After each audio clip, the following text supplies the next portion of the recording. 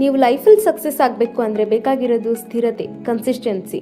ನೀವು ಎಷ್ಟೇ ಪ್ರಭಾವವಂತರಾಗಿದ್ರು, ಬುದ್ಧಿಶಾಲಿಯರಾಗಿದ್ರು, ಕನ್ಸಿಸ್ಟೆನ್ಸಿ ಇಲ್ಲ ಅಂದರೆ ಖಂಡಿತ ಸಕ್ಸಸ್ ಆಗೋ ಚಾನ್ಸೇ ಇಲ್ಲ. ಹಾಗಾಗಿ consistency is the key for success. ನೀವು ಒಂದು ದೊಡ್ಡ ಕೆಲಸನ ಒಂದೇ ಸಲ ಮಾಡಿ ನನಗೆ ಸಕ್ಸಸ್ ಬೇಕು ಅಂದರೆ ಖಂಡಿತ ಬರಲ್ಲ.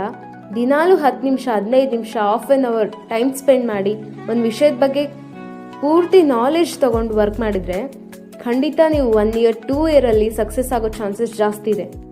ನೀವು ಒಂದು ವೀಕ್ ಕನ್ಸಿಸ್ಟೆಂಟ್ ಆಗಿದ್ದು ಒಂದಿನ ಸ್ಕಿಪ್ ಮಾಡಿದ್ರು ಮತ್ತೆ ಡೇ 1 ಸ್ಟಾರ್ಟ್ ಮಾಡಿ, ಅದು ಕೌಂಟ್ ಆಗಲ್ಲ. ಡೇ 1 ಸ್ಟಾರ್ಟ್ ಮಾಡಿ ಮತ್ತೆ ಕನ್ಸಿಸ್ಟೆನ್ಸಿ ಮೇಂಟೈನ್ ಮಾಡಿ. I know it's very difficult to be consistent ಆಗಿರೋದು ತುಂಬ ಕಷ್ಟ.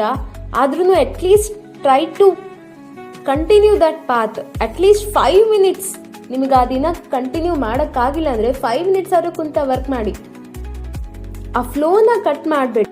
ನೀವು ಯಾವಾಗ ಕನ್ಸಿಸ್ಟೆನ್ಸಿ ಚಾಲೆಂಜ್ನ ಆಕ್ಸೆಪ್ಟ್ ಮಾಡ್ತೀರೋ ಆವಾಗಲೇ ಸಕ್ಸಸ್ನ ಕೂಡ ಆಕ್ಸೆಪ್ಟ್ ಮಾಡ್ದಂಗೆ. ಇಲ್ಲ ಅಂದರೆ ಸಕ್ಸಸ್ಗೆ ನೀವು ರೆಡಿ ಇಲ್ಲ ಅಂತ ಅರ್ಥ. ಸಕ್ಸಸ್ ಅನ್ನೋದು 1 ದಿನ 2 ದಿನದಲ್ಲಿ ಬರಲ್ಲ, ರಾತ್ರಿ ಬರಲ್ಲ. ಅದಕ್ಕೋಸ್ಕರ ತುಂಬ ಹಾರ್ಡ್ ವರ್ಕ್ ಮಾಡಬೇಕು, ಕನ್ಸಿಸ್ಟೆನ್ಸಿ ಮೇಂಟೈನ್ ಮಾಡಬೇಕು. ದಿನಾಲು ಪ್ರತಿದಿನ ಇದನ್ನೇನು ಮಾಡಬೇಕು, ಇವತ್ತೇನು ಮಾಡಬೇಕು ಎಲ್ಲ ಪ್ಲ್ಯಾನ್ ಮಾಡಿಕೊಂಡು ಎಕ್ಸಿಕ್ಯೂಟ್ ಮಾಡಬೇಕು. Try to push yourself to be consistent. ನಿಮ್ಮನ್ನು ನೀವು ಕನ್ಸಿಸ್ಟೆಂಟ್ ಆಗಿರೋಕ್ಕೆ ಪುಷ್ ಮಾಡ್ಕೊಳ್ಳಿ.